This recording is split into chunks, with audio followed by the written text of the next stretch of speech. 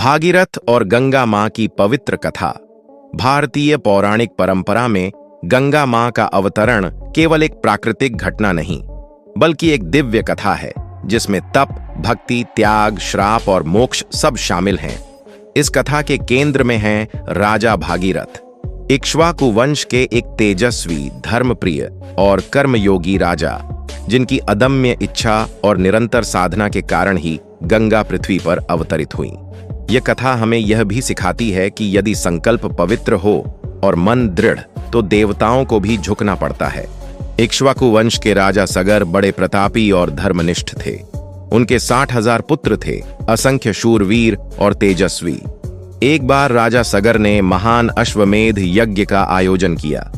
यज्ञ का घोड़ा देवताओं का अपमान समझते हुए दैत्यराज इंद्र ने चुराकर कपिल मुनि के आश्रम के पास बांध दिया। घोड़ा खोजते खोजते राजा सगर के 60,000 पुत्र कपिल मुनि के आश्रम पहुंचे।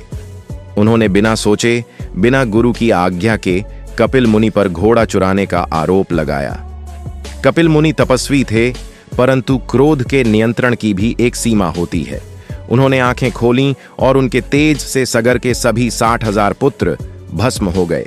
उनके शरीर वहीं धरती के भीतर पड़े रहे और उनकी आत्माएं अपूर्ण संस्कारों के कारण मोक्ष नहीं पा सकीं। राजा सगर का हृदय टूट गया। उन्होंने अपने पौत्र अंशुमान को भेजा कि वे कपिल मुनि का आशीर्वाद प्राप्त करें और अपने पितरों का उद्धार करें। कपिल मुनि ने कहा, तुम्हारे पूर्वज तभी मोक्ष पाएंगे जब स्वर्ग की गंगा धरती पर आएगी और उनके भस्मावशेषों को छुएगी। लेकिन यह साधारण कार्य नहीं था।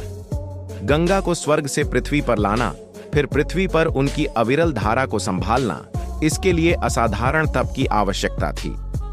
अंशुमान ने प्रयास किया, फिर उनके पुत्र दिलीप ने भी, लेकिन गंगा को पृथ्वी पर लाना किसी के बस की बात नहीं लगी। अंशुमान के पौत्र और दिलीप के पुत्र भागीरथ राजा बने। बचपन से ही उन्होंने अपने पूर्वजों की कथा सुनी थी। उन्हें यह भी बताया गया था कि उनके पूर्वजों की आत्माएं मोक्ष के लिए तरस रही हैं। भागीरथ के हृदय में करुणा और धर्मबोध था। उन्होंने निर्णय लिया कि चाहे जितना कठिन प्रयास करना पड़े, वे गंगा मां को पृथ्वी पर अवश्य लाएंगे। भागीरथ ने अपना राजपाट छोड़ दिया, वस्त्र हटा दिए और वन में जाकर हाथ उठाकर कठोर तप आरंभ किया।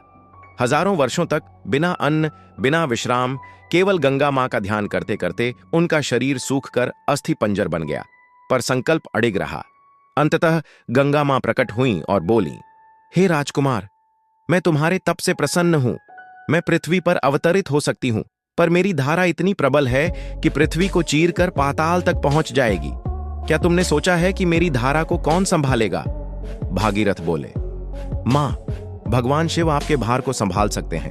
कृपा कर पृथ्वी पर आइए। गंगा मां ने मुस्कुराकर कहा, यदि महादेव अनुमति दें तो मैं अवतरित हो जाऊंगी। शिव का आवाहन।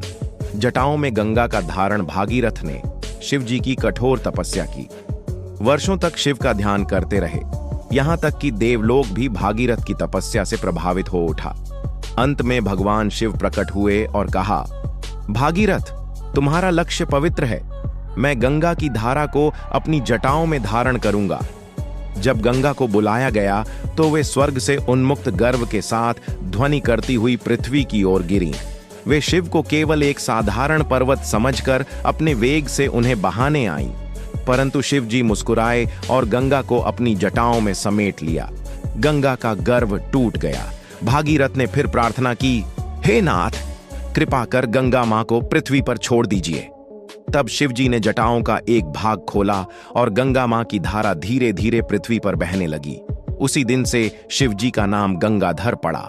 गंगा मां पृथ्वी पर अवतरित हुईं, पर रास्ते में उन्होंने अपनी तेज धारा से कई गांव, वन, पर्वत बहा दिए। भागीरथ उनके आगे आगे चलते रहे। गंगा उनके पीछे पीछे बहती रही।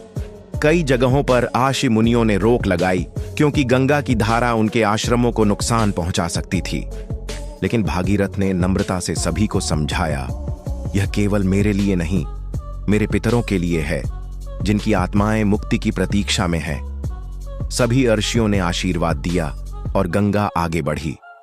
अंततः गंगा मां भागीरथ के साथ उस स्थान पर पहुंची जहां सगर के 60,000 पुत्रों का भस्म पड़ा था। जैसे ही गंगा की पवित्र धारा ने उस स्थान को स्पर्श किया, पितरों की आत्माएं तुरंत पवित्र हुईं और स्वर्ग के लिए प्रस्थान कर गईं। कपिल मुनि ने कहा, भागीरथ, तुम्हारे तप, त्याग और संकल्प ने एक असंभव कार्य को संभव कर दिया। आज से गंगा केवल तुम्हारी ही नहीं, संपूर्ण मानव जाति की माता कहलाएंगी। इसी कारण से गंगा को भागीरथी भी कहा जाता है, क्योंकि वे भागीरथ की तपस्या का फल थीं।